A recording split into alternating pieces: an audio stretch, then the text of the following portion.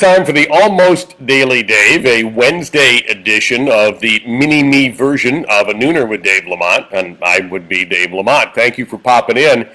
The YouTube experience and trying to do a live show on YouTube, holy cow. I don't even have enough time today to tell you what that's been like. So the bottom line is right now these are going to pop up and then be sent over to YouTube from Facebook Live. I wanted to talk in this little few minutes we have here today about something I never thought of regarding the NFL and the upcoming, I hope, we all hope, season. And that is positive tests grounding a team. Now, this came out of a column written on CBSSports.com by Jonathan Jones, who pointed out the potential of a competitive imbalance this year. Now, you know, the NFL has always tried to be as fair and equitable as possible with, the way the draft has been conducted, the way they do scheduling, trying to give the weaker teams the easier schedules over time, all of that stuff. But let me read you a quote from the president of the National Football League Players Association and the Cleveland Browns center, J.C. Tretter, and I'm going to take this directly from the Jones column. Quote, if the center tests positive on a Friday and there's a quarantine period for all of his close contacts, well, if I just came from practice where I've been in a huddle with all my offensive teammates, doing individual drills with all my linemen, then blocking the defensive linemen and linebackers all afternoon, are we talking about 35 guys being close contact with me? And if they're all in quarantine for the next couple of days, what does Sunday's game look like? You don't have enough bodies to put on the field to play. Think about that for a second. That means you have to cancel a game. Now, we're not going to use the F word here, forfeit, because I don't believe the NFL is going to punish one team who can't put a fair number of players on the field.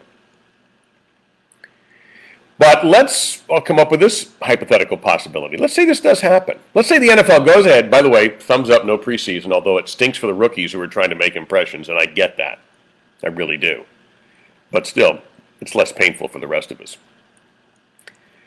Let's take the AFC East, because that's the division most of you care about with the Dolphins, and I know I've got some Jets fans, I know I've got some Buffalo fans, and probably a couple of Patriots fans. So let's say the Dolphins have a better year than expected, and they go 10-6. And the other teams that are expected to contend, we're leaving the Jets out, sorry, but let's be realistic here. Say New England ends up being pretty mediocre, they're 8-8, big deal. But the Buffalo Bills go 10-5.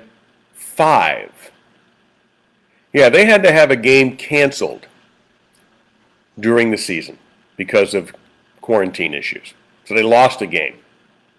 So the Dolphins are 10-6, the Bills are 10-5. What do? What if the Dolphins and Bills, the first head-to-head tiebreak, split? Both teams win at home. Okay, there goes that tiebreaker. Let's say the game that was forfeited, canceled, was a non-AFC East game. So your AFC East records could be identical for these two teams. So there's another tiebreaker. Let's say it was an NFC game. So your AFC conference record, what if that's the same? I know AFC conference, that's redundant, I get it. What do? The Bills technically have a better win percentage, but they could have gone 11-5 and won the division outright, or they could have gone 10-6 and triggered this earthquake of tiebreakers. What happens? And that means if the Bills went 10-5, somebody else played 15 games, right? Because whomever in the NFC the Bills were supposed to play that didn't get that game in, canceled because of quarantine, they can't play. What are we doing? How are we going to figure all of this out? There's not a bottle of aspirin big enough to deal with this headache, and it is a definite potential. Because as much as we'd like to believe that no one's going to test positive, we know better than that. So how this all gets handled is fascinating. And I wouldn't want to be the one to come up with a solution. Because what do? Do you try to have a period set aside where you try to play the canceled games that matter? Kind of what baseball does. Like you have a rain out in May, and all of a sudden you realize one of the two teams, if not both, are involved in a pennant race, and you reschedule it. Or sometimes baseball will just say, you know what, We're not going to play it.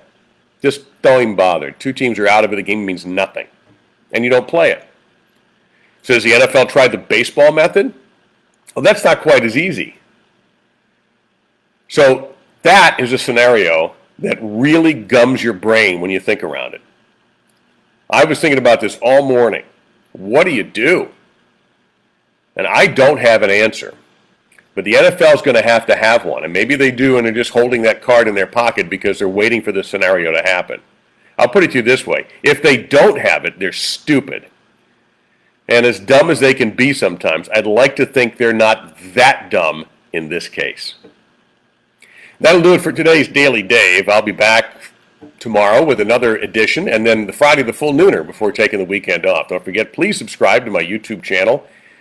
One of the reasons I can't go live on YouTube, on my phone anyway, is that I have to have 1,000 subscribers. I'm a little shy of that right now, but that's cool. But I would like you to subscribe anyway. That's where this commentary is going, so if you're wondering what happened to it, it'll be available on Facebook and on YouTube. That's your Almost Daily Dave. I'm Dave Lamont, and I'll see you tomorrow. Thanks.